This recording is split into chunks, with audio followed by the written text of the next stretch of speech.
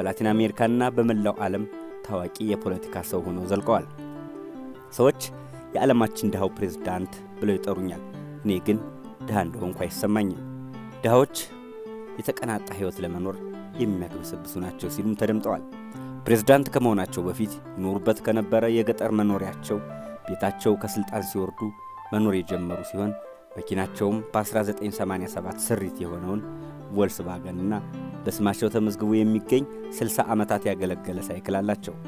90% ደመወዛቸውን ለበጎ አድራጎት እንዲውል ማድረጋቸውም ይታወሳል። ባለፈው ዓመት በነበራቸው ቃለ መጠይቅ ሞት የማይቀር ነው፣ ምናልባት የሕይወት ጨው ሊሆን ይችላል ሲሉ ተደምጠዋል። በሙስናም ሆነ በዲሞክራሲ ጥሰት ክስ ካልቀረበባቸው ጥቂት መሪዎች መካከል ቀዳሚው ናቸው። በቮልስዋገን መኪና የሚታወቁት እኒህ ድሃው የኡራጋይ ፕሬዝዳንት ከቅንጡ ቤተ መንግሥት ይልቅ ደሳሳ ጎጇቸውን የመረጡ፣ ከደሞዛቸው 90% ቀንሰው ድሆችን ያጎረሱ፣ ያለ አንዳች ጥበቃ ከሕዝብ መሃል መኖር የቻሉ፣ እንኳን ከዓለማዊ መሪዎች ከሃይማኖታዊ መሪዎችም የተሻለ ስብዕና የነበራቸው መሆኑን ብዙዎች ይመሰክሩላቸዋል። በሀገሪቱ ሕዝቦች ዘንድ እጅግ ተወዳጅና ተናፋቂ መሪም እንደነበሩ ይነገራል።